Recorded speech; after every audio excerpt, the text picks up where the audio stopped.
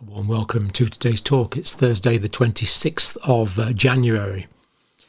Now, the excess deaths in the UK are up again for the week ending the 13th of January, over 20% on the week. And I'm going to be looking at data from the United States, Canada, Australia, the UK and New Zealand, which all show an increase in excess deaths of varying amounts, but they all show it. Now, in the past, we've looked at the Austin-Bradford-Hill criteria. Sir Austin Bradford-Hill, famous British data scientist who worked with Sir Richard Doll, and they identified that smoking causes lung cancer back in the 1950s. And one of the Austin-Bradford-Hill criteria was consistency. So what they found was if you looked at people that smoked a lot in the States, they got more lung cancer. If you looked at people that smoked a lot in Australia, they got more lung cancer. If you looked at people in Timbuktu who smoked more, they got more lung cancer. There was consistency, geographical consistency. And we're seeing an increased deaths all around the world in our sophisticated Western countries. And I'm going to start off with a few graphics that illustrate this. And really it is becoming quite concerning that these levels that we are seeing. So this first graphic here is the United States. And of course, as always, I'll give you all the links. So that's the start of 2022 there. Now, that's the end of the Delta wave. That's the Omicron wave, which, although it was less deadly, was much more prevalent. But we do see as the year goes on, we see that here we had about what we would expect. The green line is what we would expect. The red line is a statistical increase. So for the second half of 2020, we see 2022, we see excess deaths. So have a quick look at that there. So the blue line is the actual deaths. The red line would represent a statistical increase, and the green line is what we would expect. So for the second half of 2022, we are seeing excess deaths in the United States. And this is the trend we looked at in the UK as well. For the first half of 2022, there was some excess deaths, but then that increased. The rate of excess deaths seems to be accelerating, which is the alarming part. I really hope it stops soon.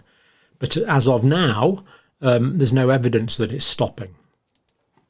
So that's the United States. Now, this is the cumulative excess deaths for the United States. Now, this is for all the pandemic years here. So, of course, they're going up through the years of the pandemic. And they're topping out there at about 1.2 million Americans have died, excess to what we would expect.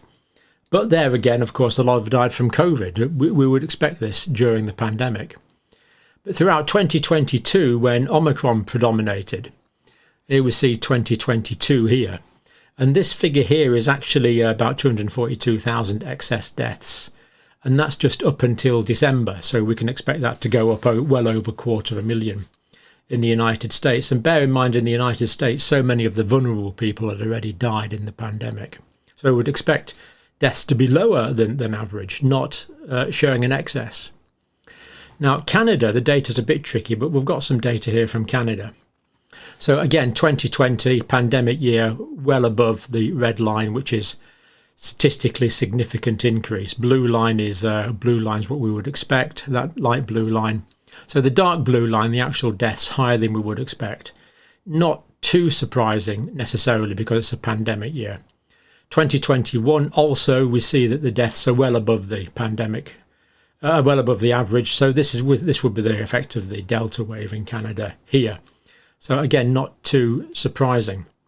2022, the data for Canada is incomplete, but at the start, during Omicron, we see a big increase there, as you would expect. But then as more immunity developed, we would expect this to go down. But we see that that's the red line for increased, significant increase. We see that the dark blue line, which is the actual number of deaths, is actually above that which is expected quite consistently until the Canadian data stops abruptly in August. Canada really does need to get their act together on data. Now, at the moment, although we've got excess deaths in the UK, COVID cases are actually going down. So these are diagnosed cases in England based on, albeit an incomplete survey, but based on a national survey. I just put this in out of interest, actually. These are the number of cases. So this was the alpha wave here. This was the Delta wave, and this is the Omicron wave here. So we see that, and this is based on surveys. So we see that Omicron infected way more people numerically than the previous waves did. And those people that are infected are going to develop levels of mucosal natural immunity. So you could argue that that is, in many ways, that is a good thing, that Omicron is giving people immunity, but was much less deadly than the previous waves. But that's the number of people infected. These are the number of people hospitalised in the UK. So hospitalisations with COVID are going down. Intensive care admissions with COVID remain low. So cases down, hospitalisations down, but excess deaths up. So we know that these excess deaths are not, the majority of these, the vast majority of these are not attributable to COVID at all. Now, this is the proportion of people actually in hospital for COVID. These are with COVID. So again, we see that about 40% of people are admitted primarily for COVID. But these are not the COVID pneumonias that we were seeing earlier in the pandemic. Primarily, it's exacerbations of other conditions. Likewise, in intensive care, the vast majority of people in intensive care, it's a coincidental finding. Only a small number admitted for COVID, but about 25, maybe 23% there.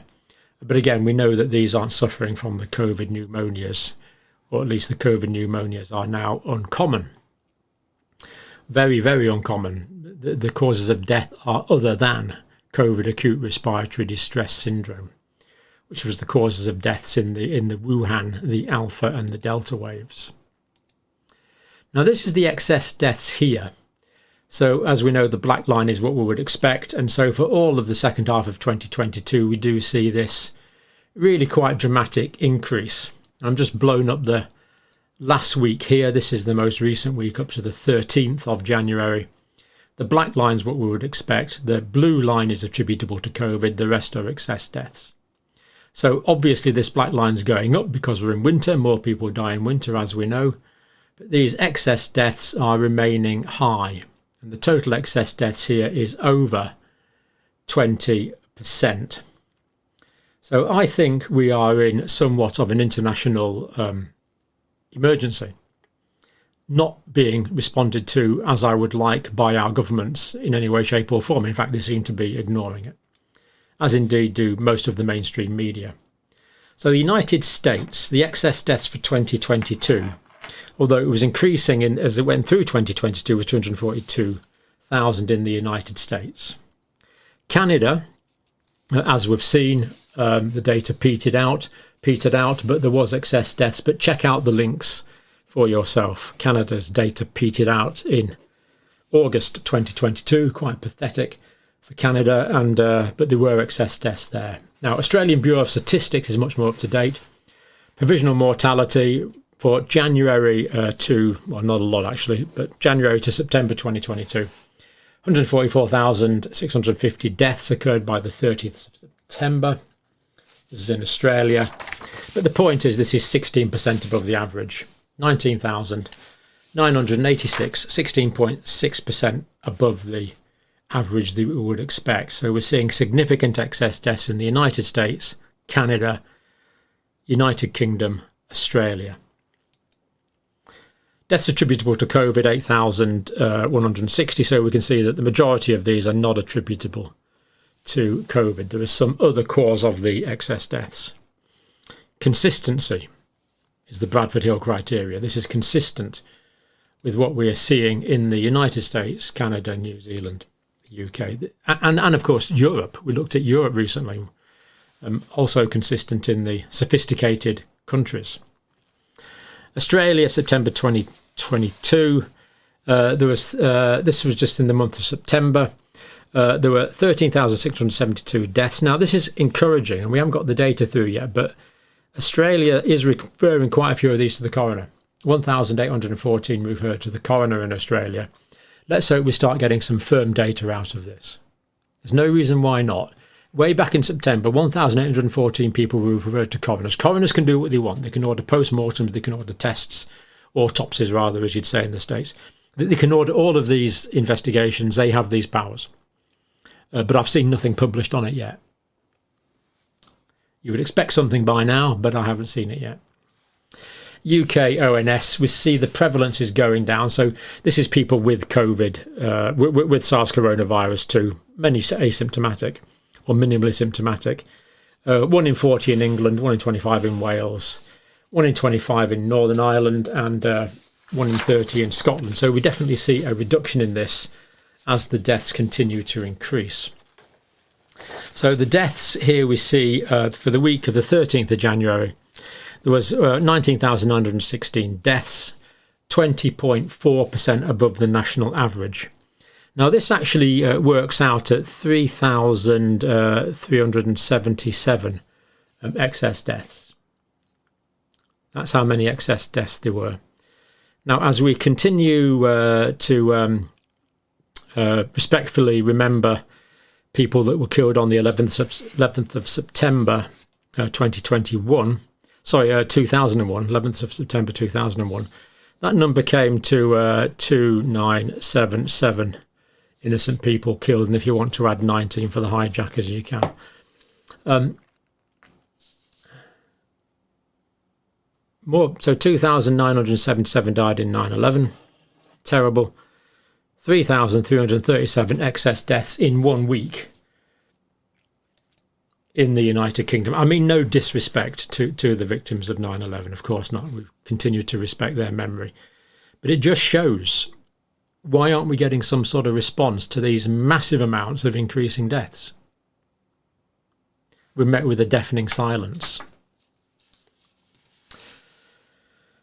COVID-19 deaths were 1,059, so we can see that, again, the majority of these deaths were not COVID related.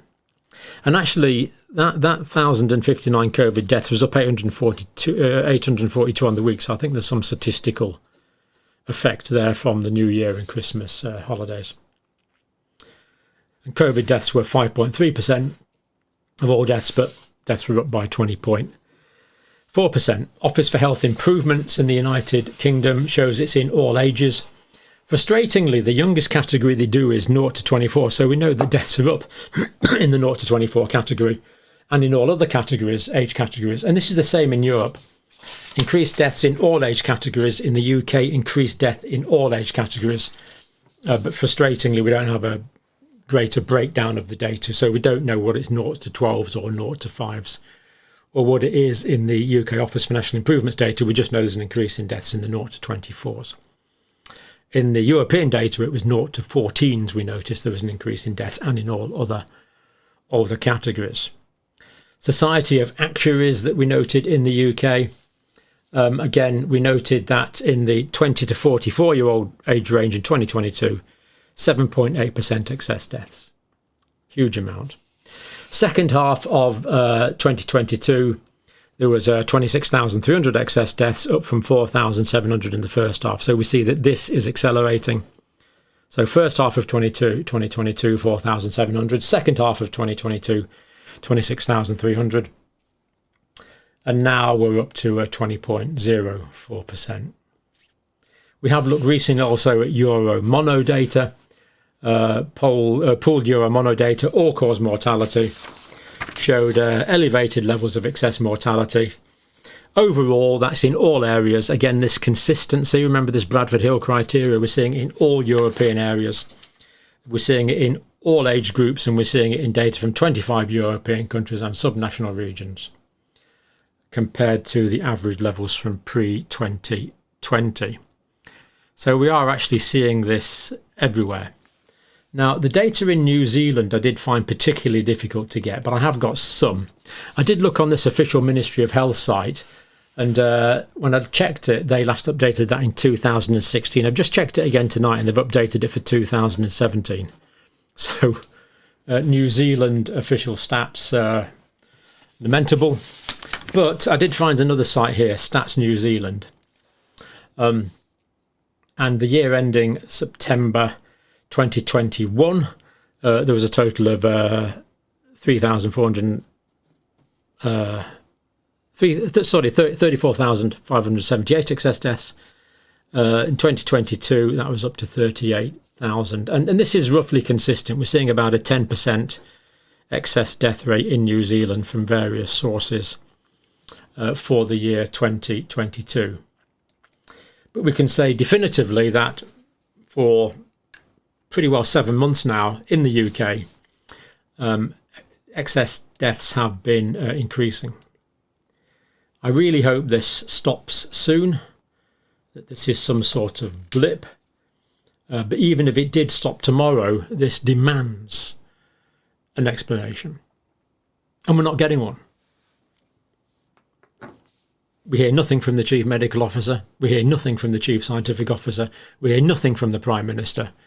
And we hear essentially nothing from national media. It's left to eccentrics in their back room to try and publicise the fact that thousands of people extra are dying every week in my country and probably in your country as well. We need answers. There's consistency. The Bradford Hill criteria are met. This is all over the world. We need answers to this. I strongly suspect there's a common factor playing a role in these excess deaths in US, Canada, Australia, UK, New Zealand and 25 European countries and subnational regions.